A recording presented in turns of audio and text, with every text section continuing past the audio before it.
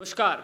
आपका स्वागत है हमारे चैनल नेशनल मीडिया टीवी पे। इस वक्त हम संगरिया टिब्बी विधानसभा क्षेत्र में हैं और हमारे साथ कांग्रेस पार्टी के पूर्व विधायक डॉक्टर परम नवदीप सिंह जी हैं। बातचीत करेंगे कि चुनावी माहौल में किस प्रकार का रिस्पॉन्स उनको मिल रहा है और जो 2008 से 2013 के बीच उनका कार्यकाल रहा, जो उनके सपने थे वो आखिरकार कितने पूरे हुए हैं और कौन से ऐसा मेगा प्रोजेक्ट या सपने उनके रहे हैं जो इस कार्यकाल में वो पूरा करने का सोच रहे हैं। तो डॉक्टर साहब, सबसे पहले आपका स्वागत है हमारे चैनल पे। नमस्कार। डॉक्टर साहब, कैसा चल रहा है कैंपेन अभी? बहुत अच्छा है, जनता बहुत प्यार दे रही है। 2008 से 13 के बीच में मैं जनता के बीच में रही, खूब काम किए, उन कामों को जनता याद कर रही है। उसके बाद 2013 से 18 और 18 से 23 तक भी मैं जनता के संपर्क में रही। हमारे विभिन्न प्रकार के इलेक्शन हुए तो उसमें जनता के बीच में रहने का फ़ायदा भी हुआ, पर मैंने चुनाव नहीं लड़ा। तो जो मेरे काम थे उन कामों की वजह से और साथ के साथ पिछले 10 वर्षों में जो हमारे इलाके में काम नहीं हुए और इलाके के अंदर एक तरह से आप समझिए किसी भी तरह का विकास नहीं हुआ, तो आज लोग याद कर रहे हैं परम को। आपने कहा चुनाव नहीं लड़ा, टिकट कटे, सिटिंग एमएलए भी थे आप, और क्या कारण रहे होंगे? क्या कांग्रेस पार्टी में जो लगातार गुटबाजी चल रही है, क्या वो कारण रहे होंगे? क्या वो इस बार फिर से नहीं होंगे? आपके प्रश्न के 2 हिस्से हैं, दोनों का मैं जवाब देती हूँ। जो पहला प्रश्न है उसमें तो जब 2013 के अंदर पार्टी की जो भी व्यवस्था रही उसमें एक बहुत बड़ी गलती हुई 13 और 18 में। हमारे राजस्थान के अंदर लगभग 11 पार्लियामेंट सेगमेंट और 40 असेंबली सेगमेंट के अंदर पंजाबी स्पीकिंग वोटर है और 1952 से राजस्थान में चुनाव हो रहे हैं। तो जो पंजाबी स्पीकिंग वोटर है, क्योंकि ये कम्युनिटी ज़्यादा गंगानगर ज़िले में रहती है, तो पार्टियां यहाँ से 2 टिकटें देती थी, जो निरंतर प्रक्रिया चलती रही। जब हनुमानगढ़ गंगानगर ज़िले से अलग हुआ तो एक टिकट गंगानगर से और एक हनुमानगढ़ से सरदार को दी जाती रही, पंजाबी स्पीकिंग वोटर्स को बैलेंस करने के लिए। हनुमानगढ़ में पीलीबंगा से और गंगानगर से करणपुर से 2008 में डिलिमिटेशन हुआ और उस डिलिमिटेशन के बाद संगरिया से डॉक्टर परम को यानी कि मुझे टिकट मिली। 2013 और 18 में हनुमानगढ़ का ये जो जातिगत बैलेंस था वो गड़बड़ा गया, सरदार को टिकट नहीं दी गई। उसका नतीजा हमने देखा, हम 11 की 11 सीटें हारे। तो पार्टी ने भी गलतियों से सीखा है और इसलिए अब पंजाबी स्पीकिंग कम्युनिटी को हिस्सा मिलेगा। डॉक्टर परम चुनाव लड़ेंगी, डॉक्टर परम चुनाव जीतेंगी, ये सारे संगरिया की जनता कह रही है। कांग्रेस में मैम गुटबाजी भी है, पीछे 2 बार आपकी टिकट कटी, अभी भी बहुत से ऐसे प्रत्याशी जो लंबी लाइन में लगे हुए हैं, कैसे उनसे पार पा पाओगे? क्योंकि ऊपर हाईकमान में भी 2 गुट बंटे हुए हैं। ऐसा है, जो हमारा हाई कमान है दिल्ली के अंदर, उनमें कोई गुटबाजी नहीं है। हमारी कांग्रेस पार्टी एक है और हमारे पार्टी हाईकमान ने ही यह तय किया कर्नाटक में और उसके बाद हिमाचल में कि हमें यदि सरकार बनानी है तो सर्वे के आधार पर जो व्यक्ति जीत रहा है उसे ही टिकट देनी है। तो हमारे कांग्रेस प्रेसिडेंट खड़गे साहब ने, हमारे बड़े नेता राहुल गांधी जी ने, हमारी बड़ी नेता सोनिया गांधी जी ने, इन्होंने यदि आप जीत रहे हैं तो टिकट जीतने वाले को ही मिलेगी और मैं जीत रही हूँ। संगरिया की जनता, टिब्बी की जनता ये कह रही है कि डॉक्टर परम आओ, हम आपको जिताएंगे।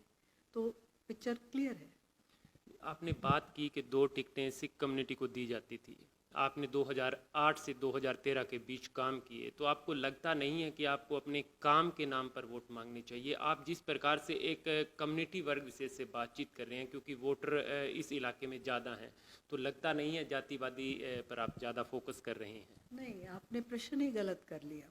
आपने प्रश्न किया था कि किस तरह से टिकट दी जाती है, तो मैंने पूरे राजस्थान की बात की थी। संगरिया टिब्बी में तो मैं मेरे काम के आधार पर ही वोट मांग रही हूँ। आपका प्रश्न ही गलत था। तो संगरिया टिब्बी की जनता मुझे काम की वजह से ही याद कर रही है और मेरे काम भी मैंने पूरी शिद्दत के साथ किए और आने वाले समय में भी जो मैं काम करने जा रही हूँ वो बहुत शिद्दत से करूँगी। तो इसलिए जनता को भी पता है, जनता का मैंने विश्वास जीता है, उनका दिल जीता है, उनका मन जीता है। आज संगरिया में डॉक्टर परम एक एमएलए नहीं है। आज संगरिया के अंदर डॉक्टर परम या तो किसी की बेटी है, या किसी की बुआ है, किसी की मासी है, किसी की दादी है, किसी की नानी है। तो ये तो एक भावनात्मक रिश्ता है मेरा संगरिया और टिब्बी के लोगों के साथ, क्योंकि मैं संगरिया की बेटी हूँ।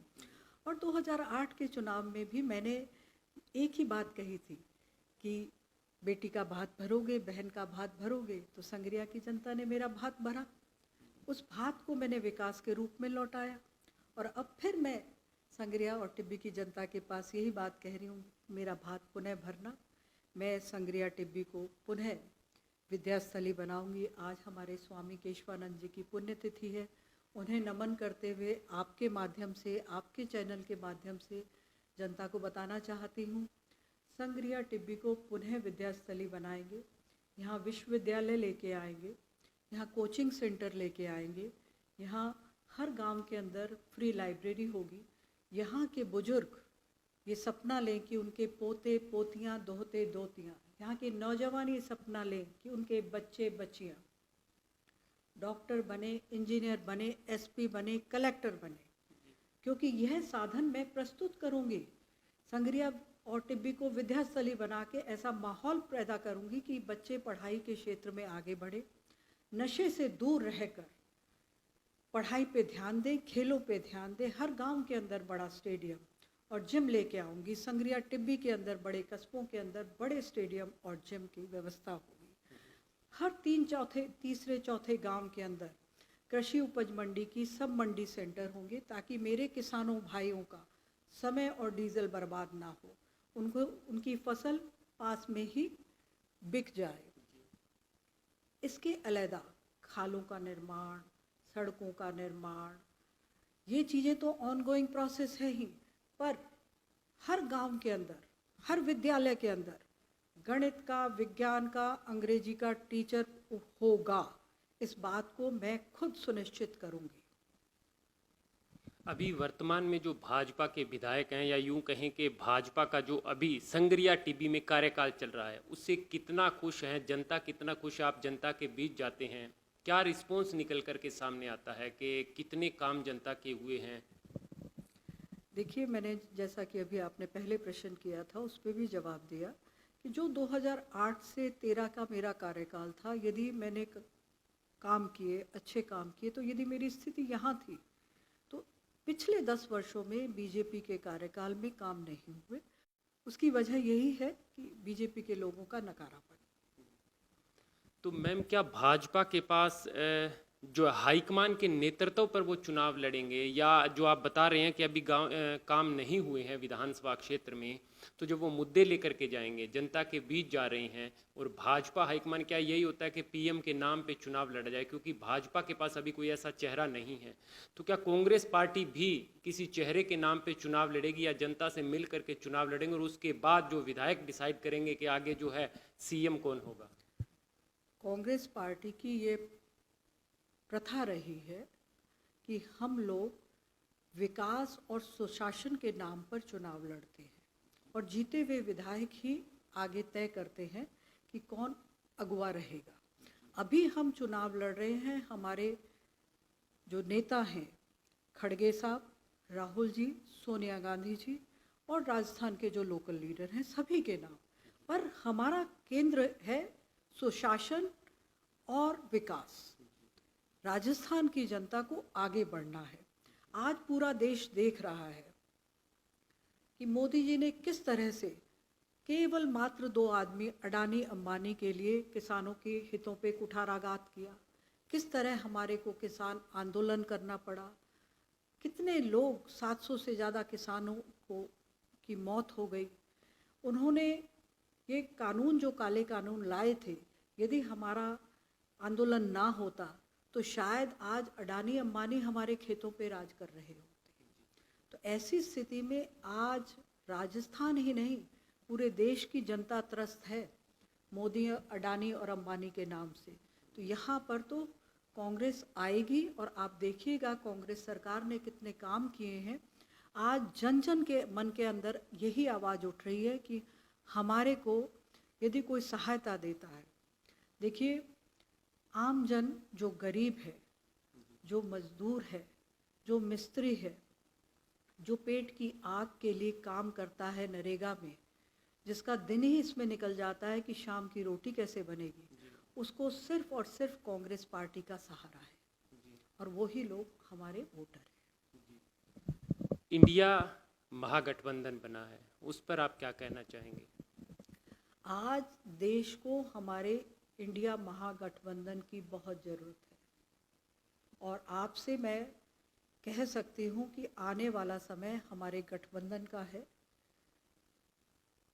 हमारे नवयुवक इस बात को समझ चुके हैं कि मात्र 32% वोट लेकर जो सरकार बनी पड़ी है और बाकी वोट जो जिस जनता का था, यदि वो आज इकट्ठी है इंडिया के रूप में तो वो ही जीतेंगे और आज हमारे देश के अंदर इंडिया गठबंधन की सरकार आएगी। अंत में हमारे चैनल के माध्यम से क्या कहना चाहेंगे मैम? सबसे पहले तो मैं आपको बहुत धन्यवाद देना चाहूँगी कि आप हमारे पास आए। हमने तो आपके तहे दिल से मैं शुक्रगुजार हूँ और मैं चाहती हूँ कि जो हमारे पड़ोसी लोग हैं, आप भी आइए संग्रिया के चुनाव में डॉक्टर परम की मदद करें। डॉक्टर परम जीतेगी, आपका भी मान बढ़ेगा, हमारा भी मान बढ़ेगा। धन्यवाद। जय हिंद, जय संग्रिया, जय टिब्बी।